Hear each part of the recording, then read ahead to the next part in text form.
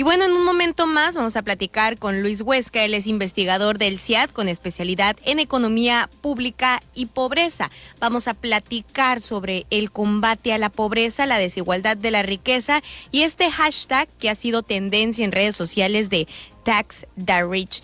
¿Cómo estás, Luis? Muy buen día. Muy buen día, Selena, qué gusto saludarte y también a todo tu auditorio que nos escucha en todo el estado. Igualmente, y sobre todo que nos comparta la experiencia que tiene como investigador y esta especialidad en economía pública y pobreza, que es un tema que ha sido tendencia en las últimas horas con el discurso que dio el presidente Andrés Manuel López Obrador ante la Organización de las Naciones Unidas en este Consejo de Seguridad, donde justamente hacía una referencia y daba una opción de cómo los ricos podían dar una parte de su riqueza para pues mitigar un poco esta pobreza extrema que no solamente se da en México, sino en todo el mundo. Claro, Selena, fíjate que el tema da para mucha discusión y así que intentaré ser lo más breve posible.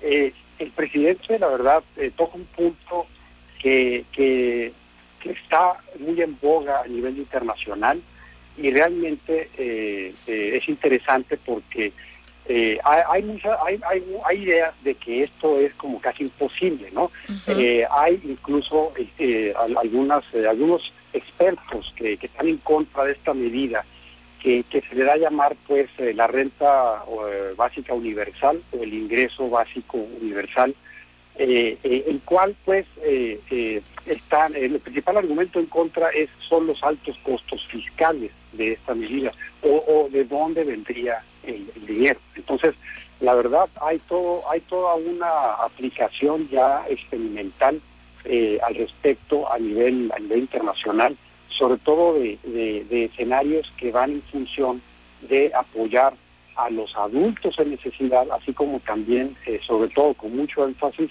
en los niños, ¿no?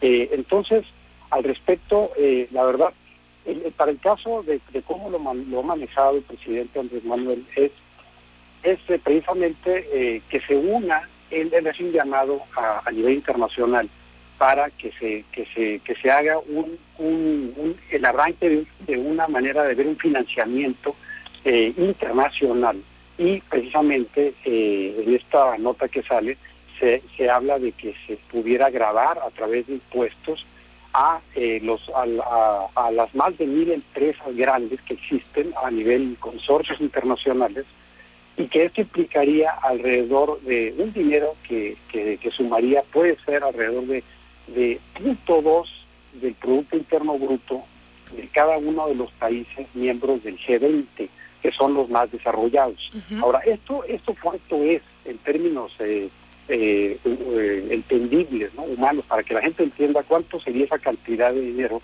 Pues resulta que hay cálculos de cuánto cuesta esta medida, porque ya, insisto, ya se está aplicando a nivel internacional. Entonces, esta medida, por ejemplo, para el caso de México, puede llegar a costar un 22% del PIB, según la Organización Internacional del Trabajo, con cifras recientes que tienen al año 2018-2019, uh-huh. Previo al COVID, ¿no? Previo al COVID se calculó, y esto se calcula a través de poder otorgar una transferencia, sobre todo a las personas que la necesiten, que se acerquen y digan, oye, pues yo la necesito, ¿no? De forma honesta, porque así es como ya se ha estado experimentando, insisto, en varios países, ¿no? Entre ellos está, por ejemplo, Canadá. Finlandia fue de los países primeros que empezó ya a aplicar esta medida. ¿Y cuál es el principal fondo de este asunto? O sea, en el fondo ¿hay recursos suficientes para hacerlo? Entonces la respuesta es, primero, pues no los hay que buscar mecanismos. Y segundo, es buena esta medida, pero resulta que hay un acuerdo más estándar de todos los académicos a nivel mundial, expertos en temas de la pobreza y la desigualdad, y dicen que sí es factible, que sí es importante, ya que el ingreso básico universal propone corregir las crecientes desigualdades causadas por la globalización empresarial y sobre todo las nuevas formas de trabajo. ¿Y a cuáles me refiero? Por ejemplo, a la robotización, al cambio tecnológico. Entonces la medida debería ser redistributiva, por ejemplo, financiarse con métodos que no sean regresivos, ¿no? O sea, no tiene caso, por ejemplo, cobrar impuestos a las familias o los hogares que ya están más o menos privados o de clase media, que hacen mucho esfuerzo por salir adelante, porque sería como dar un paso hacia adelante y otro hacia atrás, ¿no? Entonces, obviamente, tiene que ser una medida progresista. Y en el caso ahorita de México, la contradicción que viene en la discusión del debate académico ahorita, y seguramente empresarial también, es que como Andrés Manuel sale diciendo esto cuando en la casa, es decir, en nuestro país, en nuestra casa México, no se ha consolidado internamente una recaudación redistributiva y adecuada. O sea, al día de hoy es aún una tarea pendiente, ya que los impuestos en México apenas recaudan 14% del PIB. Sí. Y insisto, ¿cuánto cuesta esta medida?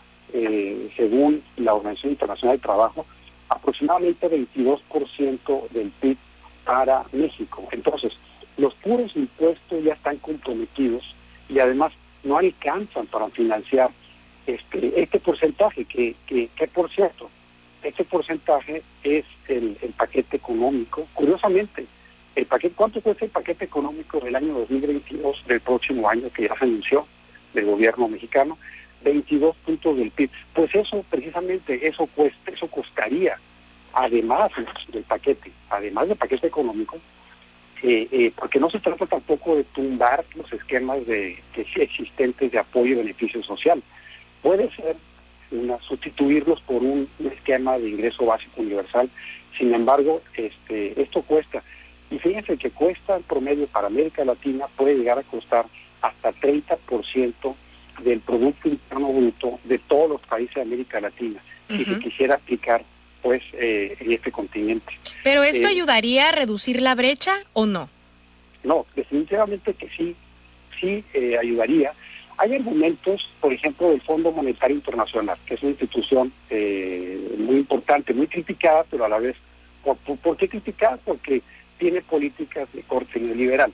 Pero es muy importante, hay que escuchar al Fondo Monetario, porque el Fondo Monetario dice, sí puede haber margen para hacerlo, pero primero hay que fortalecer los recursos que vienen de impuestos, ¿no? Hay que recaudar mejor, dice el Fondo Monetario Internacional, porque esta medida tiene que venir realmente de los ricos.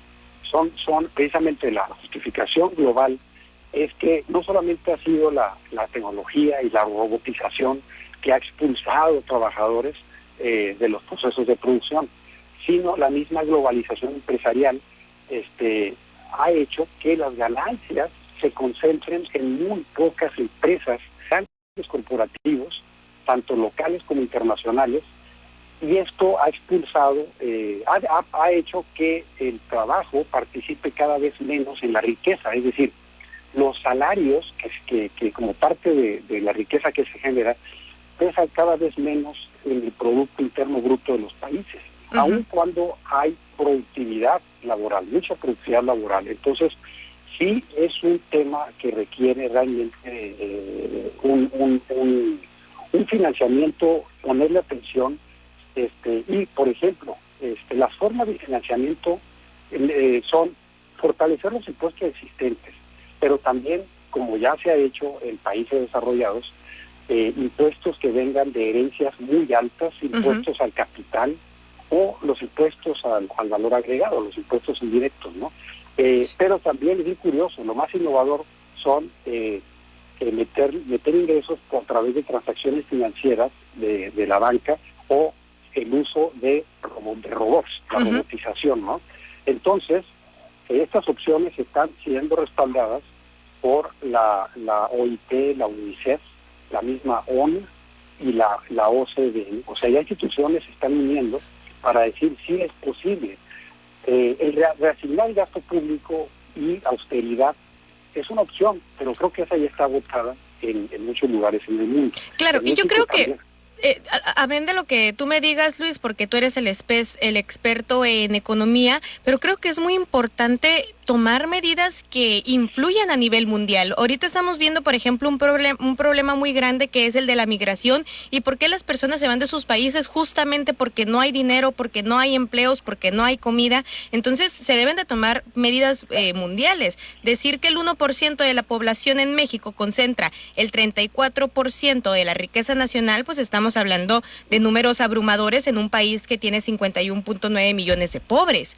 O sea, sí se necesita un modelo mundial, ¿no? No, definitivamente, la verdad, Selena, tocas un tema que es bien central porque ya los países están viendo, tanto los países en desarrollo, que se va la gente, que hay conflictos internos, conflictos sociales, y por otro lado, la inequidad mundial está haciendo la migración internacional que va y precisamente se descarga en países desarrollados con estos grandes flujos.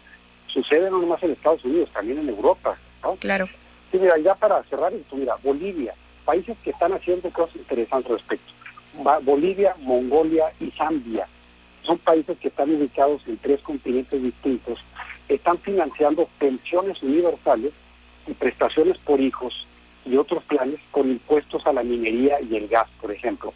Ghana, que está en África, utiliza un IVA sobre el alcohol y los cigarros y los artículos de lujo para financiar el Plan Nacional de Seguro Médico. Y además, Maldivas y Liberia han introducido impuestos sobre el turismo para apoyar programas sociales. Argelia, Panamá y Mauricio, entre otros países africanos, están complementando los ingresos de la seguridad social con altos impuestos al tabaco. Y finalmente Brasil, por ejemplo, Brasil, que es un país con muchas similitudes a México, introdujo recientemente un impuesto temporal a las transacciones financieras de alto rango, de alto nivel, para ampliar pues la cobertura de protección social, hacerla más universal. Entonces, dado que el sector financiero permanece libre de impuestos en gran medida o tiene una tributación realmente muy baja, podría ser el camino, uno de los caminos principales para el financiamiento de la renta básica universal. Solamente la actividad financiera, por ejemplo, puede proporcionar entre 2 puntos y hasta 24 puntos del PIB en los países de altos ingresos, en los países desarrollados, pues que ya lo están haciendo para financiar este esquema, ¿no? Habrá que poner más atención también a las medidas que están tomando otros países. Luis Huesca, quiero agradecerte que nos hayas tomado esta entrevista y nos hayas ampliado un poquito más el panorama en los temas de economía pública y pobreza a nivel mundial. No, de nada, la verdad me da mucho gusto. Gracias por invitarme y cualquier información al respecto, pues lo podemos atender a través de Twitter que tengo, Huesca, Twitter, y también pues estamos en el Centro de Investigación en Alimentación y Desarrollo, que les ofrezco. Excelente, muchísimas gracias Luis Huesca, investigador del CIAT con especialidad en economía pública y pobreza.